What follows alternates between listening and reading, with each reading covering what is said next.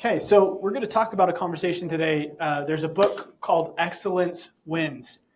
And this is written by the founder of the Ritz-Carlton Hotel. And it's a great book when it comes to understanding how to deliver the highest quality of customer service possible. And the reason why this is important is because that is the key to creating a repeat and referral business. And what it starts with is understanding how do you elevate your client experience. Okay, that's what we're going to have a conversation around today. And there's three principles that I want you to listen to as we are going to bring up our guest speakers for today. And the number one is to realize that we're not in the real estate business. Okay, we are in the people business. Priority number one. And this realization is the key to building a referral-based business. So one of the quotes from Alex Hormozi, he says, to do what is uncommon to receive an uncommon reward. So there's already expectations that your client has in mind of what they think a real estate agent is there to do. The agents who go above and beyond and reset that expectation of what's possible for a real estate agent are the ones that honestly make the most money in the industry. And so you have to consistently think about how can I do better for my clients and deliver a better experience for them.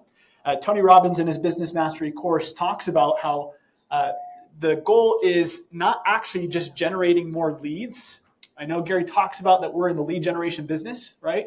Tony says, well, one of the first steps, though, is to get clear about how do you just close more of the deals you already have access to, right? Meaning the clients you already have in your pipeline, how do you do a better job at closing those opportunities that you already have? And this is all about excellence in service. Isn't about finding more leads. It's about converting the opportunities that are already in front of you. And so that's what we're going to really talk about today as we bring up our panel. So go ahead and give them a hand. We've got Carl Spencer, Alicia Keller, and Kenya Arnett. Give them a hand. And what we're going to really do is unpack how top agents deliver uncommon quality of service to their clients. And so I want you to pay attention to maybe the little whispers of things that say, hey, I need to integrate that into my business. This is one thing I can do to focus on that's going to help me to run faster and do better quality service for my clients. Welcome, you three. Hi. Great to see you all. I can make sure it works. It does. So first, let's just actually start with introduction. How long have you guys been in the real estate business? And Can I start? yeah. You start. So I'm Kenya Arnett. I've been in the business just over 6 years now as a licensed agent. I kind of got in a couple years before just for investing and digging into real estate before that. I don't know, any other prompts you want me to address, or is that good enough? And you're in KW South Valley? Yes, so I'm from the KW South Valley office, so thanks for having me here today. Awesome, great. I'm Carl Spencer. I'm here at KW Westfield. I have been, I think this one. That one's for recording, this one's for here. You just might have to hold that You one got up a him little both? bit Oh, closer you have to the you. double L. Okay, great. So it's a little bit louder for people. All that. There you go. So I'm Carl Spencer. I'm with KW Westfield here. April will make 8 years I've been licensed. It's great. Well, I feel like a baby. My name is Alicia Keller. I was with South Valley. I recently, Shoni wanted me over here, just because of, I do more deals in the valley here. But I have been licensed for only, almost 4 years. So not very long, but I love it. It's awesome. Awesome, great. So I want to start with your guys' philosophy. What's your perspective on the importance of delivering exceptional customer service to your clients in real estate? Philosophy. We were prepared, but I still have to think. So customer service is really important to me, and I think it starts with the relationship and trust between the client. So I think that's the number one is helping my clients feel at ease, know that I have their best interest at heart. And then after that, it's just trying to take as much headache out of the process as possible to make the real estate transaction. It's hard, right? There's going to be stress no matter what, but shielding them from as much stress, providing resources before they even ask for it, that type of thing. Yeah. I think my philosophy on how I've done my career is almost every transaction, I think of it, and my clients understand that I think of it as if it's my transaction. They understand that I care about this home or selling this house or buying this home or this investment just as much as if it was my money that was going to be on the line and invested in it. I love it. I love both of those. For me, my perspective and philosophy is just that it's not about me. These transactions that we do on behalf of our clients, this is not about us, right? It's about the client and what experience they have and the way that, that they feel throughout the process. And I think as we take ourselves out of that equation and, as was said, we literally step into their shoes and say, what can I do? How can I think outside the box to give them the best experience possible? It's not about me. It's not about my commission. It's not about my experience. It's about them. And at the end of the day, what is best for them? Mm. Well, I'm curious, playing on all three of those conversations, if you think about, there's this idea that it's important to not just like, you want to under promise and over deliver, right?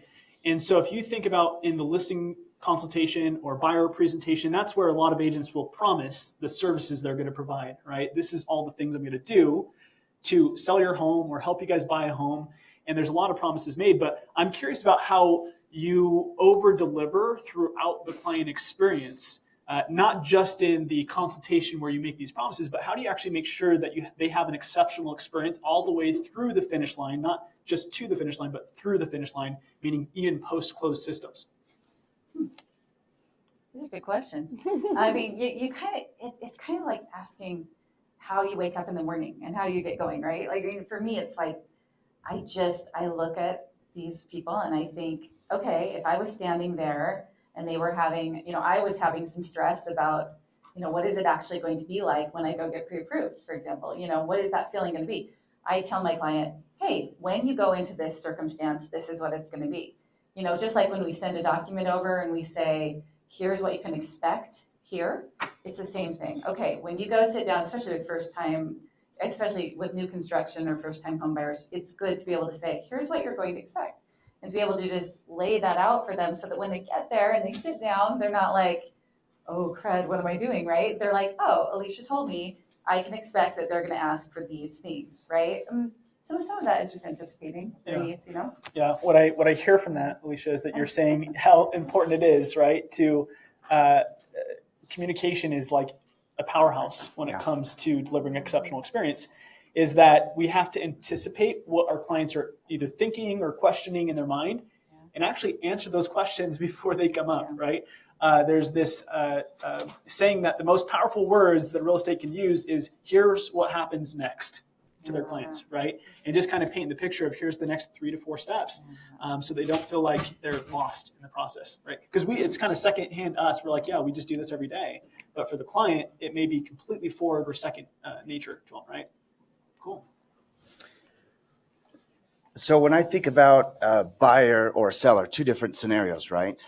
If I'm thinking of a seller, and again, continuing on this exact same piece, I don't want to ever have my client reach out to bring up a piece that they are thinking of. I want to beat them to that. That's good. Yeah. And as soon as I establish that type of relationship, that they understand that I'm working and thinking about their transaction and their home, it takes away, honestly, a lot of the pressure. And I think, to make this super clear, even in this conversation, I don't necessarily do this just only because I care, only because I like to serve. I do it because I want to have sanity through the transaction. I want to take away the stress of somebody bringing me a vomit load of stress while I'm about to go to bed. And they're like blasting my phone, like, where were you today? And because that's a natural thing when you're buying a home for the first time. Or if you're listing a home and it's a slower market, you're freaking out at any moment of the day. So if I can always beat them to that, it creates ease and peace in my life. So it's almost a selfish thing. I love that. And No, that's good. yeah, and it creates happy, healthy transactions. That's the best kind of selfish. Yeah, I was gonna say I didn't realize I was preserving myself as my own sanity as well. But yeah, Well, that's true. Carl, simple question on this. So how long does it take you to proactively be able to, explain to a client what's going to happen next, or prepare them for what's happening in the transaction versus being reactive and having to put out a fire? What's the time difference for those two things for you? It could be quick. Here's an actual tactic that I use on one of these. Has anybody ever helped a client that's over the age of 70? Yes? I'm not saying they're old. My mom said I'm not allowed to say that anymore because she's getting close. But at 70 years old, I learned that some of my clients forget our conversations. And they may not read text messages as frequently as somebody that's in a generation down. So I take those large Post-it notes, the big ones that have you can hang it on the board, the whiteboard that you could take notes during a class. And in the listing consultation, I create 3 different options with them there in big marker. I take it off and I put it in their kitchen on the wall and hang it up for them. And I do that so that my clients can remember and go back to it, and they can recall it themselves. That alone right there will already establish that culture between us. And I had a client just this last week. He has a TBI, traumatic brain injury. We did the exact same thing, and he disappeared for like 6 months and was like texting me randomly. And I said, do you still have those sticky notes up in your kitchen? He's like, sure do. Will you send me a picture so that I can remember what we talked about? And he sent them over, and I was like, good. Okay. Which option do you want to go with? Number 3. I said, all right, sounds great. Let's get started. So, Love it. Cool. yeah. That's great. Thanks. That's super good. Awesome. I loved a lot of things that were said here. Another thing that I think that helps me just kind of set the tone throughout an entire transaction is, touching on what we were talking about, communication, but also just at the very beginning, whether it's buyer consultation or seller consultation, asking the client specifically what their expectations are. Asking them, how do I win with you? How do I lose with you? What is most important to you in hiring an agent for this job right now? Are you most concerned about price of your home? Are you most concerned, whatever the issue is? I don't know, I think sometimes we will create systems that are this exact, like we're gonna go A to Z through this entire transaction and this is exactly how it's gonna go. The reality is that's not how it's gonna go. Every client has different needs. There's gonna be different challenges that come up. So I've of course tried to systematize my entire process over and over again. I spent the last 6 years constantly trying to tweak my systems. And the reality that I'm coming to is that there is no one exact system for every single client. So I think this personalization of what their needs are and being able to just sharpen myself as an agent so that I am prepared for whatever the situation is. So if that's just, better knowledge in a certain area, better communication in a certain way, the more experience and skills that we develop and the better, sharper agent that we become, the more equipped we are to on the fly help with whatever need that is coming up. Mm-hmm. Yeah, and I believe that probably takes such a different approach in the consultations, right? Where you're coming from a consultative approach, right? Asking questions rather than here's the things I do and just talking, right? It's asking questions to find out what's important to them and how you can service them at the highest level. Absolutely. This made me remember. Thank you. That was awesome. I remember. I think I was sitting down at a ladies' success lunch or something with Lee Stearns. Do you know who Lee is? Everyone knows Lee. So she said something that stuck with me that I have tried to do, especially in my consultations with buyers or sellers. But she said she asks people, how during this transaction, as I'm working with you, how honest do you want me to be with you? Scale of 1 to 10, how honest through this transaction do you want me to tell you to be with you? And they usually say like an 11. So they give permission for her to be just brutally honest. And then she says, okay, great. So I'm going to give you, pluses, like happy, positive updates. And I'm going to give you some tough news sometimes too, right? So it sets the stage it gives permission for us as agents to be able to say, look, I'm going to tell you some great things along the way. And sometimes I'm going to tell you some cruddy things along the way. And you're going to want to rip your hair out sometimes. But that's me being an 11 on the honesty scale, right? Because our job is to, meet and exceed and anticipate expectations. Our job is also sometimes to give bad news, which I hate giving. So I think I loved what she said about setting the stage for that honest conversation and that honesty in our transaction to say, hey, you know what? I know the market is a little bit slower right now. These are the things we're doing to try to, get your house sold. But, you wanted me to be 100% honest. Your house is slightly high for right now. We've got to take it down a little bit, or your property, or whatever it is. I just had to reduce one of my listings for a luxury estate lot, actually two of them, significantly, because that's where, that's what the market was dictating. And so I went to my seller and said, look, guys, I'm really sorry, but this is where this is. But we had that conversation leading up about honesty. And I was going to be 100%, this is how it's going to be, good, bad, or otherwise, right? So I loved what Lee said. So Yeah. I'm just Awesome. regurgitating her wisdom, right? Awesome. Great. Thank you. So I was at a training in Austin, Texas, and Mark King, for those of you who are familiar with him, had this thought that he shared. And he said that there's very little traffic along the extra mile. And what he was really trying to drill home is that we're in a very competitive industry. In Utah, there's 20,000 agents. There's 35 to 45,000 homes sold every year. So you can do the math on that. That's roughly a little bit around 2 houses per agent, right, to be sold.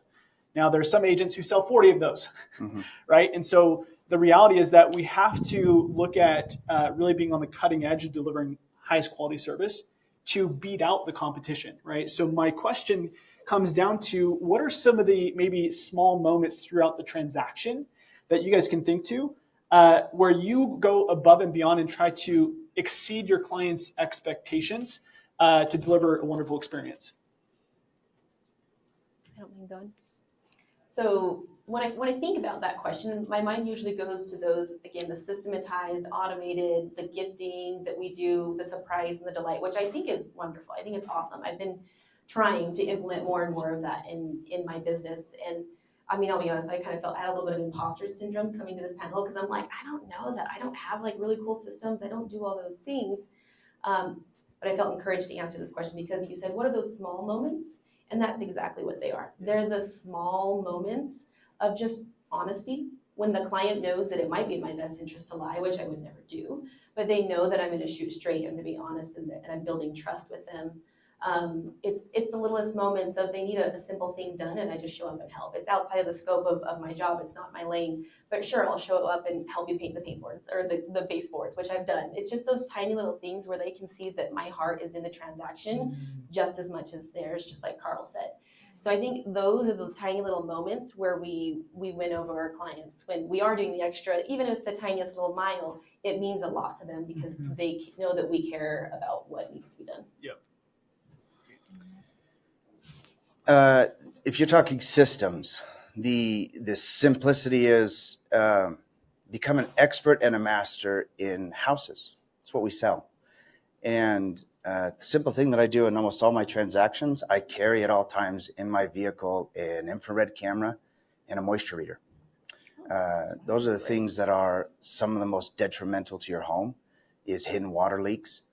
When I want to do SOI touches to work on helping my clients, about the 6 month or year mark, I'll offer to my clients that I'll come over and literally infrared scan underneath their sinks just to check if they have drips or water leaks. 99% of the time they don't, but we still get to hang out and talk. And I think tangibly, that's a really simple thing that I just kind of build into the transaction and say, hey, here's a specific thing I care about your home. Or I'll text them and be like, fall's just about to hit, so as soon as the leaves are done, make sure to clean out your gutters before ice dams build up. It's simple stuff for me to remember that really doesn't take a lot of time when you already have command operating, you have everybody uploaded when they bought and everything, and you could send messages like that out really fast. But it creates extraordinary experience. Yeah. Extraordinary. Yeah. I love That that. one. That's awesome. Oh, sorry, Ritz. I love it. I don't know what more to add to that. I think we do have these small moments. I had a client who came to me and asked me to sell her parents' home. Her father had died years before that, and her mother, unfortunately, had died from a suicide. So it was really tender to the family's heart. We were standing in the kitchen, and she's looking at me, and she was like, I just don't know what to do. And for just a second, she was, this amazing woman, but for just a second, I felt like I got to step into this very real moment with her, right? And I mean, I'm a mom. I have 5 kids. I know, I can feel, people's pain. And so I was able to look at her and say, very real moment. We're going to get through this. And here's how we're going to do it. And it's going to be okay. And we were in it. And at the end of the transaction, there was hugging, there was tears. And she was like, you carried me through this. I'm so grateful. And I was like, this is not me at all. Not even me. But she felt loved and understood. I don't know if that helps. Yeah. But Well, everybody wants to feel loved, right? Yeah, the underlying tone that I hear from all three of you, often in business and especially in sales, people will look at what's the shortest route I need to take to get to my end destination, right? So what's the least I can do to get this commission, right? And I think what I heard from all three of you is it's like, well, what can I do that's best for this person, right? And that's just takes us going back to that quote from earlier is, are you a human being or a human doing? And when you say, well, hey, these clients might need help with some paint and some touch up where like, I'm going to go out of my way. That's not a real estate agent's duty, right? But I'm going to do it anyways to give them a better experience, right? Or I'm going to be personal and just understand that they're going through emotional challenges and we've got to be the ones navigating through that, right? So love those answers. And Carl, I've heard your story many times of going through even with clients for inspections, right? Yeah. And, That's so good. and scanning, and for them again, not thinking like, oh, this is just what every agent does, right? So I think those moments matter. If you guys can think maybe to like one moment with a client, one of those like wow factors, where maybe it just was very intentional for them. You realized that they felt you were doing something different, or you had a big impact on that client, in what that moment was. And Alicia, I think I have a few slides Oh, I don't know. Yeah. for you. Oh, that's scary. Okay, so so first of all, everyone just needs to know that like this type of scenario is like the most stressful thing for me ever. I do, and this is also. I don't take great pictures with my clients, but anyways. Yeah. I had two out of all my years. So tell us just the stories of these two clients. Oh, okay. So let's see. These guys, I was representing a builder. I met these guys, and I just, you just love your people, and you work with them, and you try to give them as much grace through the process as possible. I mean, this was just like your normal meet, representing the builder, help them through the process, do the best you can. But yeah, cool. I didn't know you were gonna pull that one up. And then the other one, do you want to go back to there? Yep. So this one, this gentleman, I met him. He's actually a doctor of mine. He is a specialist that I saw from out of state. And he mentioned when I was out of state at my appointment, he's like, where are you from again? And I said, oh, I'm from Utah. Well, what do you do out there? It was one of those, right? And I said, oh, I sell real estate. He said, do you sell a lot of real estate? And I was like, that is such a loaded question. I don't know. What's a lot for you, right? But I said I did. And then he said, well, I would love for you to help me. And I know you can help me. And then he said, I'm coming to Utah next month. I have something he was like very type A, as most luxury clients are. But he said, I have a very specific request for you. And I have like 1 hour to have you find me the perfect lot in this price range with the perfect view and this parameter. And I was like, and you have 1 hour? And he said, yep. And so I pulled up a bunch of stats like the next week. There were like 25 possible listings. By the time he came, there were like 35. I was like, my gosh. So I'm very religious. So that was you make the most of my time moment, right? And he wanted me to drive him, bless his heart. So he and his wife got in the car with me. We drove to this lot. And I said, this is the lot I think is for you. And he got out of the car and he stood on the property and he looked at his wife and he said, you nailed it. Okay, we're going to write up the offer right now. And I was like, he's like, can we do it from your car? I said, sure, that sounds great. So that's what we did. But again, I know that everyone has a different philosophy and everyone has a different approach. But I think as we love our people and we step into that role of loving our people, that will come and they will feel that, they will trust us, they will know that it's sincere, that it's not about us.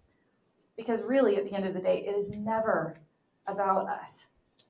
It is about them, the reality of their lives. So that's Dr. Fowler. I love him. He's great. So I love the other couple too, but that one's particularly endearing. Sweet, thank you.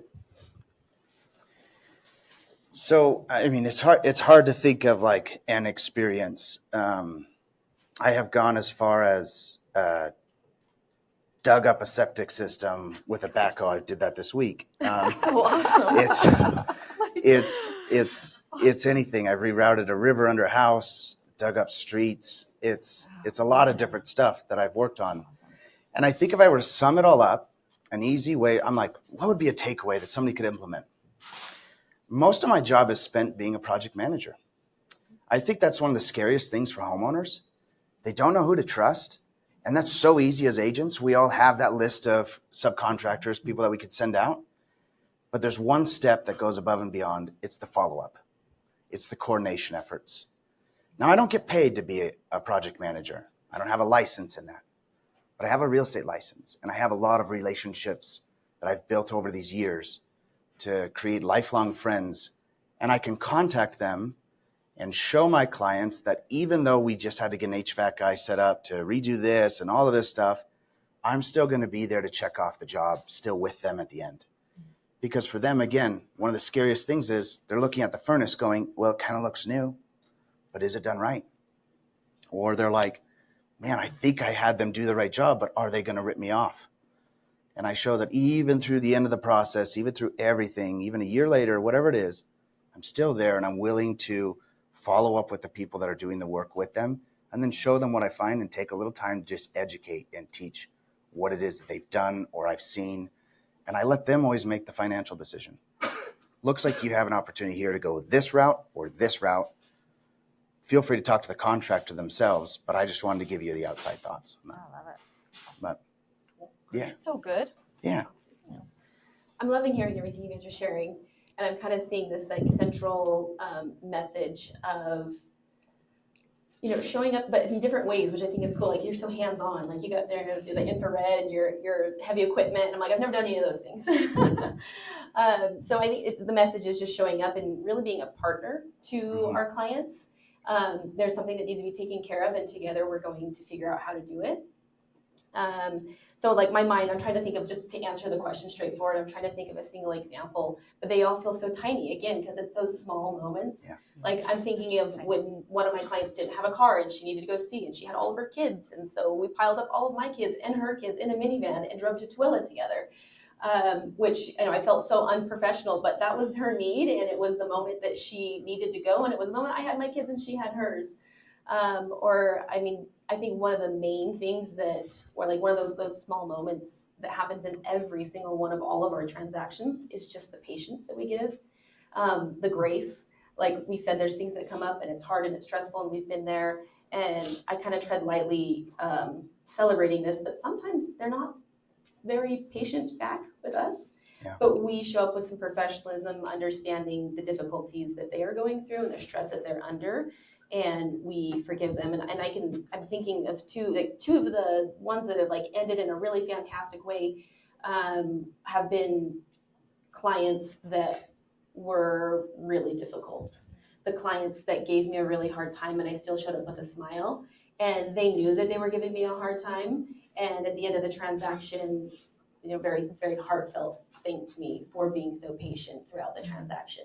And again, I tread lightly because I don't necessarily want to celebrate allowing people to mistreat us. We have to have boundaries and you know, not get too patient. You know, we have to have a little bit of a backbone. But I just think it's those little moments of showing up. And this one of these particularly very difficult clients for me was, I used to work at the University of Utah and the School of Medicine, and the chair of one of the departments was my boss, and I ended up helping him buy a house later. And he was, you know, very used to being the boss and wanted to be the boss of the entire transaction. But at the end, you know, I made a big celebration after what was a very, very stressful transaction. This was also the middle of 2020. Everything was falling apart while we were under contract, which added to the stress. But at the very end, I got a bottle of champagne and brought over a photographer, and they were so proud of the home that they had just purchased. And they shook up the bottle and sprayed it all over the front porch with the photographer. And I should have shared that picture with you. But it was a beautiful, I brought over treats. We had like a small little open house for a lot of the mutual friends that we had that came over, and it was such a happy ending for them. And what was a very, very difficult transaction, and they've been a great source of referrals ever since. So. Love it. I love it. So one thing I want to ask you guys as we wrap up is, what's the one piece of advice you'd love to give to agents when it comes to just pursuing excellence in their business, right? How they deliver the best experience possible. While you're thinking on that, the one thing that I'll highlight that I've heard them say in multiple different ways is that there's not one way to do it. Hopefully that's what you've caught from this, is that ultimately what I'm hearing is that it's about doing your best, consistently growing your ability to deliver high quality experience to clients. But as you can see, all of them have delivered value in very different ways based off their personality. So you have to be very aware of your own strategies that you're going to deploy, that you're going to feel comfortable with, but the focus is doing it at your highest ability. That's the focus. So last final thought, what would you guys give as recommendations? I actually have some top of mind. So 2 words are coming to my mind when I'm thinking of like, okay, what's the one thing that I can tell you? And I think the combination of abundance mentality and boundaries. Kind of just off of what I just said a second ago, we could go to the end of the world and back for some clients, and they just won't be happy, and there's not much we can do about that. I think the abundance mentality of, if I show up and I do what is right, and I take care of these clients, and I put them first, and I put my own needs to the side, I know that I will be rewarded. Maybe not in this transaction, maybe it will be later, maybe in some other way, but just going forth with that mindset of abundance mentality. There's so much good, there's so much production, there's so many homes to be sold, there's so many different clients that we can work with. So keeping that abundance mentality, and then also having boundaries around whatever is going to keep you sane, because it would be very, very easy to overextend yourself to the entire world and all of those homes that could be sold. But finding the ones that work within your values, your personality, that match what you can give. So yeah, abundance mentality with boundaries around your sanity. Cool. Thank you, Kenya. Allow yourself to be inconvenienced. And if you implemented that in your life, that you lived and always thought of your clients in a way that I'm going to allow myself to be inconvenienced, it'll excel. It goes such a long way, because they feel bad reaching out at times. And if you're loving and kind and always willing to at least respond, you may not have time to act, but you can at least, reply. We talked about this yesterday in Ignite. If I'm on a date with my wife, I will literally message them and say, I see your message. I'm on a date with my wife. Do you mind if I get back to you in 2 hours? Immediately, they have peace of mind. They know that it's going to happen, and we're good. I don't have to sit there and stress about it, because we could just enjoy our date. I love that. So I think for me, I love everything that was said. These guys are great, by the way. I've known both of them, names mostly, but they're awesome. I think for me, it comes down to really like what we've been saying. Love your people. Love your people. And if you don't have, and there are some clients that I've worked with that I have not had a lot of love for, and it's been hard. But as we, take that patience that comes with our job and work on being confident with our clients, we can develop an incredible rapport with them, and we can genuinely love them. And again, people know if you really love them. Mm-hmm. They know if you really care. They absolutely can see through, just a fake, approach to your business and to how you deal with them. They will know. So if you genuinely care about them and you genuinely love them, they will feel that, and they will respond. And if that's in helping them with the mechanics of their home, if that's helping them, with extra patience and helping them understand boundaries, which I've had to, help people understand. I mean, they will know you love them. They will know you love them. And that, honestly, for me, that's the only thing that has really mattered in this business. Because that's what I want from people at the end of the day. I want to know that they genuinely care about me and my family. So. Yeah, love it. I think ultimately what I'm taking away from this is just how important it is to focus on relationships, to build trust, right? And for them to be able to say, that's a person I can rely on. I know that they're going to show up and also help me to either sell my home, or buy a new home, and that they trust in your ability. So thank you guys for coming today. Please give them a hand.